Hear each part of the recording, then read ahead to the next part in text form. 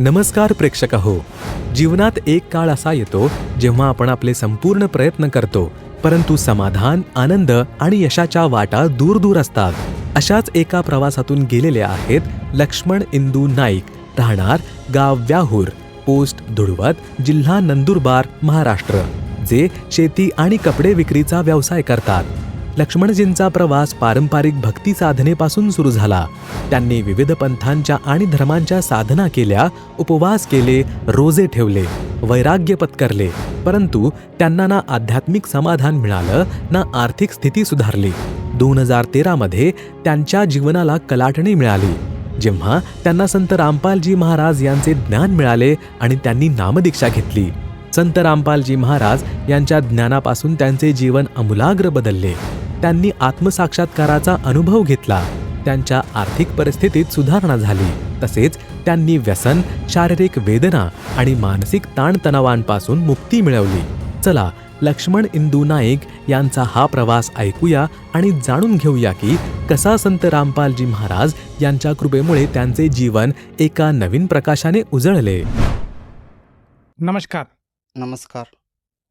आपलं नाव? लक्ष्मण इंदू नाईक, आपण कुठून आलात? गाव व्याहूर, पोस्ट धुळवत, जिल्हा नंदुरबार. आपला व्यवसाय काय आहे? मी माझ्या घरात शेतीचा व्यवसाय करतो आहे. मी कपडे विकायचं काम करतो आहे आता. संत रामपालजी महाराजांची गुरुदीक्षा आपण कधी घेतली? 2013. संत रामपालजी महाराजांची गुरुदीक्षा घेण्या अगोदर आपण व आपला परिवार कोणती भक्ती साधना करत होतात? बलजीत सिंग महाराजांजवळ आम्ही नामदीक्षा घेतलं होतं पिंपळनरहून. ते पासोनामाची साधना सांगितलं होती. जे पासोनामाची साधना आम्ही 3 घंटा सांगितलं होते. प्रतिदिन 3 घंटा सुमरण ध्यान करायचा, तर ध्यान करानंतर तुम्हाला परमात्माचं दर्शन होणार असे सांगत होतं महाराजजी. आम्ही असं फारच दिवसात केलं होतं. असं एक दिवस, 2 दिवस, 2 महिने, 4 महिने, 5 महिने, 4 महिने, 6 महिने, नंतर 3 वर्ष झाला. 3 वर्ष झाल्यानंतर आम्हाला काय परमात्माचं दर्शन झालं नाही. ना आर्थिक परिस्थिती सुधारली आम्हाला, ना आध्यात्मिक लाभ आम्हाला भेटला. तसं करता करता आम्ही थकून गेलो होतो. त्याच्यानंतर मला एक महाराजजी भेटला का भाऊ उपास साधना करा 3 वर्षाचं, त्याच्यानंतर तुम्हाला परमात्माचं दर्शन होणार. त्यांनी सांगितलं की भाऊ 3 वर्ष उपास करण्यासाठी तुम्हाला वैराग्य बनावा लागेल, संसाराचा शिरीष दूर होणं लागेल, का तेव्हा तुम्ही परमात्माचं दर्शन करू शकणार. आणि एकच टाईम तुम्हाला जेवण करण्या लागेल. पाणी पण प्यायचं नाही, खायचं कायच काय नाही, एकच टाईम खायचं होतं असं सांगत होतं. मग रमजान केलं होतं आम्ही. त्याच्यानंतर रोजा 30 दिवशी रोजा ठेवलेलं होतं. त्याच्यामुळे रमजानमध्ये रोजा करत होतो. रोजा करीन मग कलम रोजा सकाळी 5-4 वाजता करायचं. मग त्याच्यात कलम बोलून मग दिवसभर सुमरण करायचं कलमामध्ये.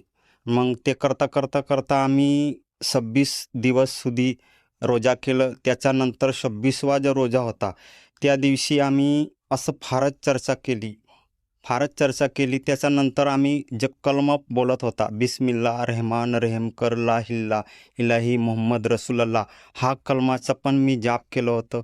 आणि हा कलमाचा भक्ती करता करता इस्लाम धर्मामध्ये असं सांगतं आहे की ज्या दिवशी ईद राहतोय त्या दिवशी जर परमात्माचा अल्लाह से कुछ मांगो तो अल्लाह दे देता है.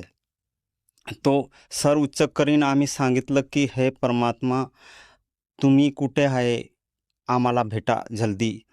मग फारच दिवस असं झालं करता करता करता मग ते रमजानाचा रोजा पण पूर्ण झाला. त्याच्यानंतर मी एक जय गुरुदेव पंथाचा एक भगत होता, तो भेटला मला. तर 2008मध्ये मला भेटला. 8मध्ये भेटानंतर मी त्याचा माझा मुलाखत झाले का भाऊ त्याच्याबरोबर तो खूपच असं चांगलं गोष्ट करता करता मग मी एक दिवशी असं झालं की माझ्या गावाहून त्याचं गाव 25 किलोमीटर आहे. माझ्या गावाहून 25 किलोमीटर आहे.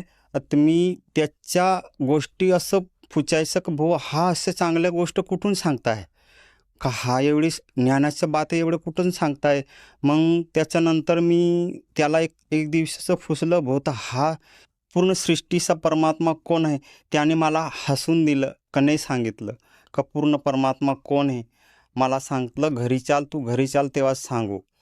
मग मी घरी पण गेला तेव्हा सांगितलं हा एक त्याच्याबरोबर एक पुस्तक होता. पुस्तक उघडलं आणि त्यांनी सांगितलं का हा हरियाणामध्ये आलेला आहे ये संत. आता त्याचा पत्ता मला पण माहिती नाही तुला पण माहिती नाही भाऊ. आपण केव्हा जाऊ काय जाऊ ते नक्की सांगू शकतो नाही. आमचं शहरात जवळचं शहर होतं ते पण आमचं फायलं नव्हतं. तर एवढी लांब कुठं जायचं काय करायचं. मग तसंच रोजचं आमचं यायचं. मग तसं आम्हाला 2013चा समय झाला. सर, जसं तुम्ही सांगत आहात की सुरुवातीपासूनच आपण भक्ती मार्गात होतात. जो भक्तिविधी आपल्याला सापडला त्या भक्तिविधीवर आपण भक्ती साधना केली. जसं की आपण जी परंपरागत भक्ती साधना आहे तीसुद्धा आपण करून बघितली. त्याचप्रमाणे आपण उपास केले, वैराग्य धारण केलं आणि मुस्लिम धर्मामधील जो रोजा आहे, जो रोजाचा उपवास आहे तो सुद्धा आपण केला. परंतु मला असं विचारायचं आहे की ह्या वेगवेगळ्या पंथातनं आपण नामदीक्षा घेतली किंवा त्या साधनांचा आपण अवलंब केला. असं असताना आपल्याला संत रामपालजी महाराजांचा मार्ग कसा सापडला आणि आपण संत रामपालजी महाराजांच्या शरणात कसे आलात? हा फारच चांगला प्रश्न विचारलेला आहे की मी एक दिवसात असं श्रावण सोमवारामध्ये आमच्या गावात एक तीर्थस्थान आहे.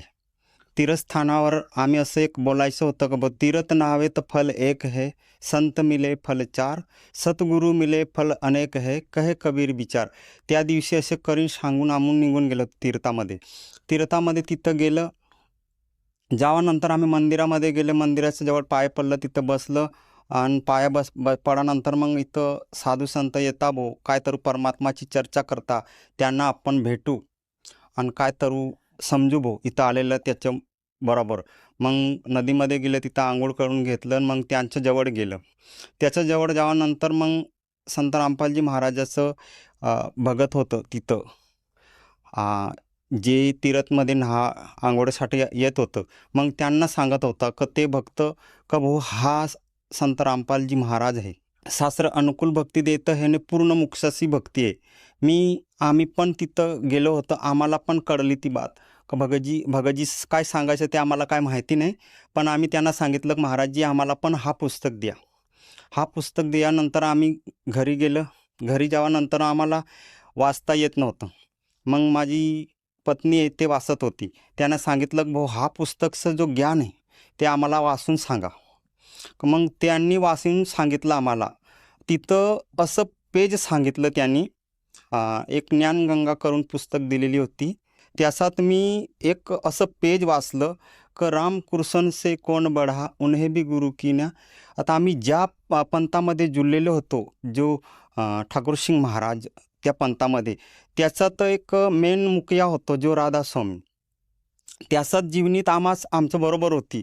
तर त्यांनी सांगितलं की भाऊ हा तर रामकृष्णसारखंही पृथ्वीवर आलेले आहे मृत्यूमंडलमध्ये, त्यांनी पण हा गुरु केलेले, हा राधास्वामी गुरु नाही केलं. भगवंताची प्राप्तीसाठी गुरु करणं जरुरी आहे. तर मग आम्हाला असं कळलं की भाऊ गुरु करणं जरुरीच आहे. मग आम्ही ते तुरंत सोडून जे भक्त होतं संत रामपालजी महाराजांचं त्यांच्या जवळ गेलं. त्यांना सांगितलं भगतजी आम्हाला पण हा तुमच्याबरोबर यायचं आहे, पण आमची आर्थिक परिस्थिती एवढी खराब होती सरजी की आम्ही सांगू नाही शकतो. त्या टायमाला आम्हाला 30 रुपये रोज किंवा 50 रुपये रोज कामावर जायचं. मग आम्ही 1 ते 2 महिना काम केल्यानंतर आम्हाला असं तिथं हरियाणाला जायचं भाडं पण आमचं 2 महिन्यामध्ये पूर्ण झालं नाही होतं. मग त्याच्यामुळे आम्ही थकून गेलो आता हरियाणाला नाही पोहोचू शकणार. मग त्या भक्तानं असं सांगितलं भगतजी तुमच्याबरोबर किती पैसे आहे. भगतजी आमच्याबरोबर 1000 रुपये. मग त्याने असं सांगितलं 1000 रुपये तुमच्याबरोबर ठेवा, मी किरायाचा भाडा करून देतो आणि खर्च तुम्ही करा आणि सहज म्हणून या आणि तिथं बघा आश्रममध्ये काय सोय आहे. आम्ही तसं खुश झालो भाऊ, आता भाऊ आपला नंबर लागला हो असं करेन. मग आम्ही निघाला तिकडनं. मग जेव्हा आश्रममध्ये पोचलं आम्ही 2013मध्ये तेव्हा तिथं पोचल्यानंतर आम्ही तिकडची जी व्यवस्था बघूनच आम्ही एवढं खुश होऊन गेलं का भाऊ जे स्वर्गात सुख सांगतं ते पण नाही आहे त्याच्यात बी कमी आहे एवढं सुखाचं स्थान होतं सतलोक आश्रम. मग तिथं पोचानंतर माझ्या एक भक्तिमार्गामध्ये एक विशेष असा होता सरजी, की संपूर्ण सृष्टीचा मालक कोणीतरी आहे असा हा मनात माझा फारच दिवसाचा प्रश्न होता. तो प्रश्न असा होता, तो अनामी पुरुष करीन. हा अनामी पुरुष सगळ्याचा सगळ्या मोठा आहे असं माझा मनात होता. राधास्वामी पंथमध्ये जे जुळलं होतं त्या पंथात सत्संग ऐकलं.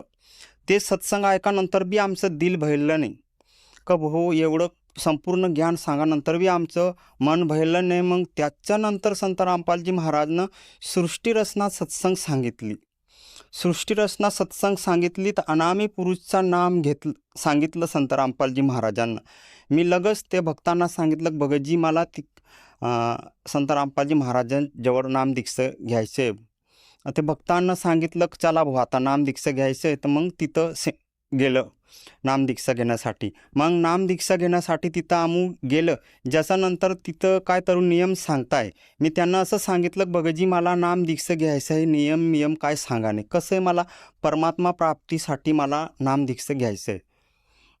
सर, जसं तुम्ही सांगत आहात की संत रामपालजी महाराजांचं ज्ञान आपल्याला पुस्तकामार्फत कळालं आणि आपल्यामध्ये चहा निर्माण झाली संत रामपालजी महाराजांची नामदीक्षा घेण्यासाठी, आणि ते एके दिवशी संत रामपालजी महाराजांचा योग आला आणि आपण त्यांच्याकडनं नामदीक्षा घेतली. तर मला असं विचारायचं आहे की जेव्हा आपण संत रामपालजी महाराजांची नामदीक्षा घेतली त्यानंतर आपल्याला व आपल्या परिवाराला काय काय लाभ प्राप्त झालेत? सर मी असं तर सांगू नाही शकतो केवढं लाभ दिलं परमात्मानी. पण एक दिवशी असं माझ्या जुळानंतर मी थोडा दिवसानंतर भक्ती केल्यानंतर मला असं काय तर कळलं की काय तर व्यवसाय करू. व्यवसाय करानंतर मालिकाचं नाव घेतलं आणि व्यवसाय करता करता मी एक दिवस असं 2-1 वाजताचा समय होता. त्या दिवशी मी व्यवसायासाठी खेड्यावर जात होतो. मग रस्त्यात एक भेस होती. भेसनं असं मागूतीन माझी मोटरसायकल ती मागेतीन मारून दिलेली होती माझ्या गाडीला. मग मारली मी तिथं रस्त्यावर बेहोश झाला. बेहोश झाल्यानंतर माझ्या असं 10-15 मिनटानंतर मला होश आली. होश आल्यानंतर मी उठलं. मग उठल्यानंतर भाऊ माझ्या पायात काय लागलं का नाही लागलं असं काय बघितलं नाही. मी सिद्ध त्या गावात निघून गेलं. गावात जावानंतर मी डॉक्टरजवळ बी न गेलं. त्याच्यानंतर मी घर आलो. त्याच्यानंतर आज 2 दिवस मी धंदा केला. 2 दिवस धंदा केल्यानंतर मग माझा जो पाय आहे ते गाडीचं किक मारल्यानंतर एवढा सुजून गेला. तो एवढा मोठा सुजून गेला तर तो सुजला 15-20 दिवस झाला. पुरा पाकून फुटत नव्हता. मग एक दिवशी मी जायच्यासाठी मला कोणी घरी नाही होता.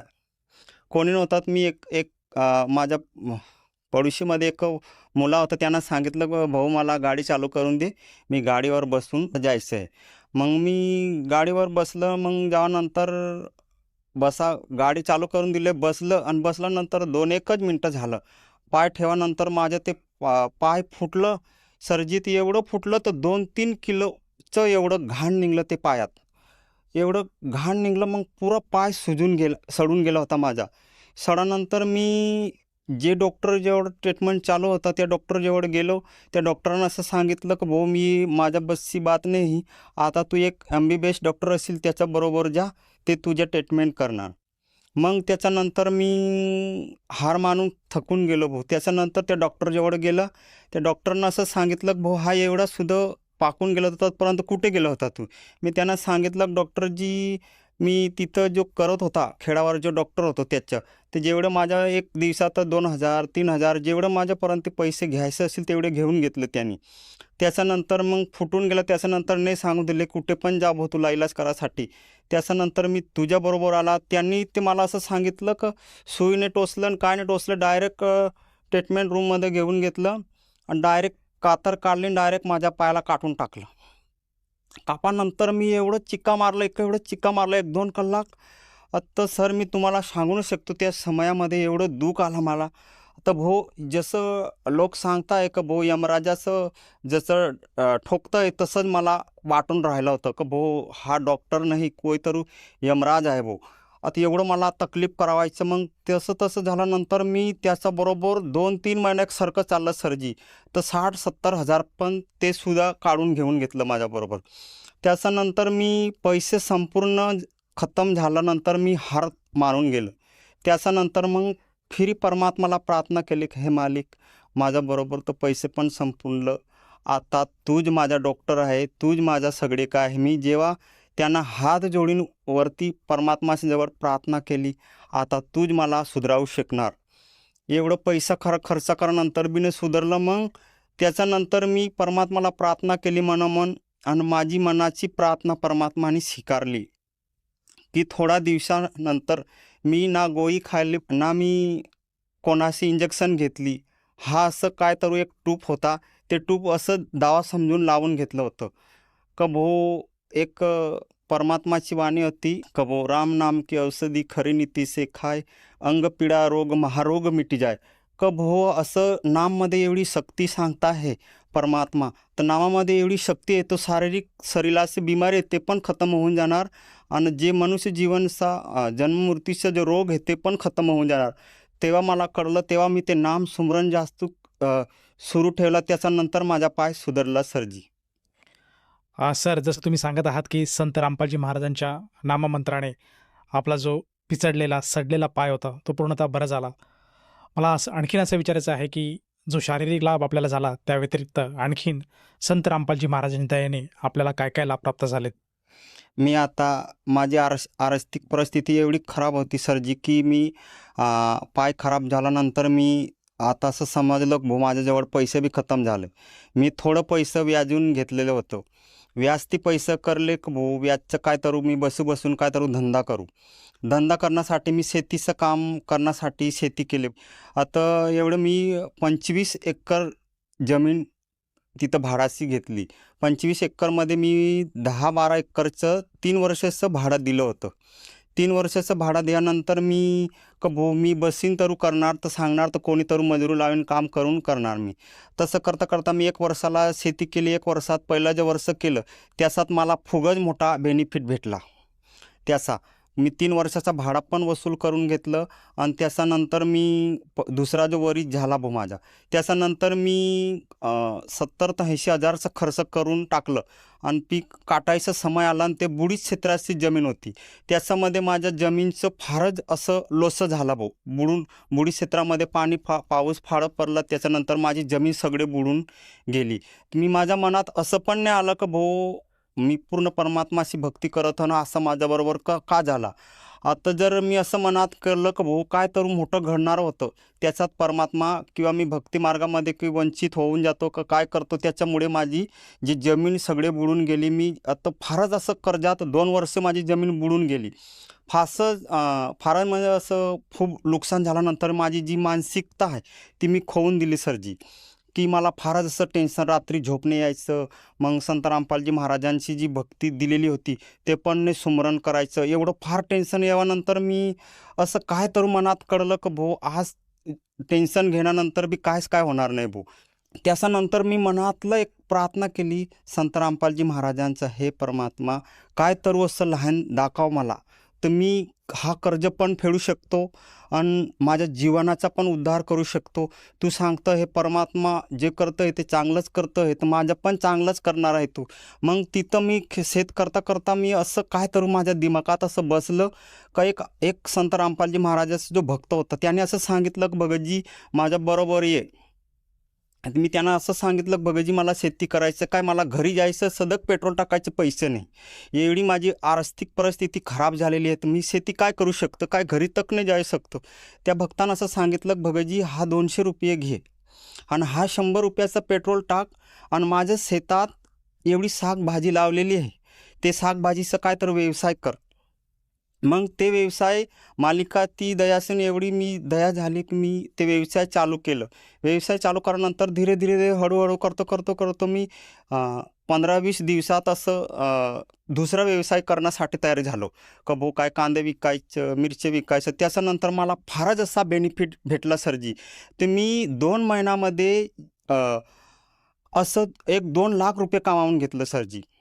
1-2 लाख रुपये कमावल्यानंतर मी मालिकची दयाहून मग असं केलं का भाऊ आता शेतीचं काम मला करायचं नाही. मग ते धंदा शेतीचं सोडून दिलं मी. शेतीचा धंदा सोडानंतर आता कपडाचे व्यवसाय करतोय आणि कपडाचे व्यवसाय एवढं जोराहून चालतं आहे संत रामपालजी महाराज दयाहून. आणि सगळे काय कर्ज मी फेडून टाकलेलं आहे सरजी. सर, जसं तुम्ही सांगत आहात की संत रामपालजी महाराजांच्या शरणात आल्यानंतर आपल्याला बरेचसे लाभ प्राप्त झालेत. तर या अनुषंगाने आपण आपले जे इतर आप्तेष्ट आहे, नातलग आहेत, त्याचप्रमाणे जे आपले समाज बांधव आहेत आणि जो श्रोतावर्ग आज आपल्याला बघत आहेत, त्यांना आपण काय संदेश द्याल? सरजी मी संदेश देण्यासारखं तर नाही आहे.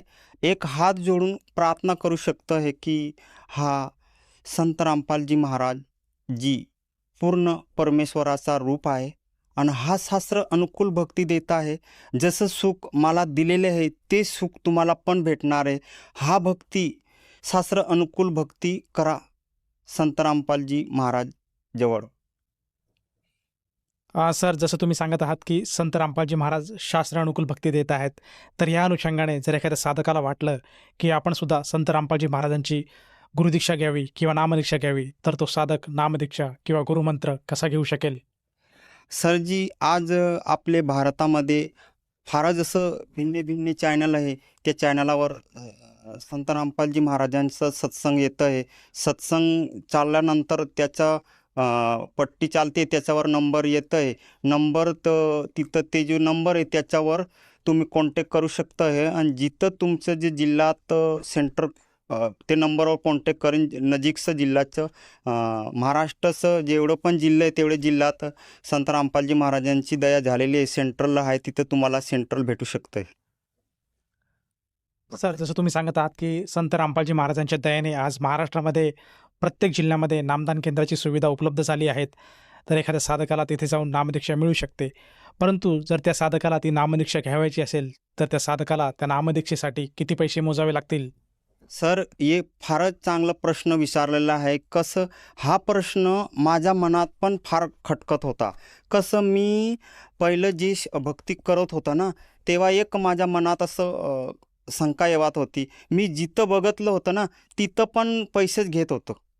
जिथं जायचं तिथं पैसे घ्यायचं, जिथं जायचं तिथं पैसे घ्यायचं. तर मला ते शब्द मनात एवढं टकरायचं का भाऊ इथं पण ते हरिनामाची भक्ती नाही आहे. पण जेव्हा संत रामपालजी महाराजांचं जवळ मी अनुग्रह घेतलं होतं तेव्हा माझ्याबरोबर ₹1 काय बघत सरजी काहीच काय घेतलं नाही. जसं ते जो वाणी आहे हरिनामाची खेती करा, ना पैसा लागे ना रुपया ना फुटकी कवडी. माझ्याबरोबर ₹1 पण घेतलं नव्हतं. आणि तिथं अनुग्रह करानंतर मला तिथं काय तर सुविधा भेटली ते एकदम निशुल्क दिली सरजी. धन्यवाद. धन्यवाद. संपूर्ण विश्वामध्ये 500 पेक्षा जास्त नामदीक्षा केंद्र आहेत जिथे निशुल्क नामदीक्षा दिली जाते. निशुल्क नामदीक्षा प्राप्त करण्यासाठी आणि अधिक माहितीसाठी संपर्क करा 7030303951 7030303952. अद्वितीय आध्यात्मिक ज्ञान वाचण्यासाठी, पाहण्यासाठी आणि ऐकण्यासाठी संत रामपालजी महाराज ॲप अवश्य डाउनलोड करा किंवा आमची वेबसाईट www.jagatgururampalji.org वर विजिट करा. आम्हाला सोशल मीडियावर फॉलो करा. सर्व पवित्र धर्मांच्या पवित्र शास्त्रांवर आधारित प्रमाणित अनमोल पुस्तक ज्ञानगंगा किंवा जगण्याचा मार्ग यापैकी कोणतेही एक पुस्तक निशुल्क मागवण्यासाठी आपण आम्हाला आपले पूर्ण नाव, पूर्ण पत्ता, पिनकोड आणि फोन नंबर सह लिहून 7030303951 किंवा 7030303952 या नंबरवर SMS करू शकता किंवा 7030303950 या नंबरवर व्हॉट्सअप देखील करू शकता.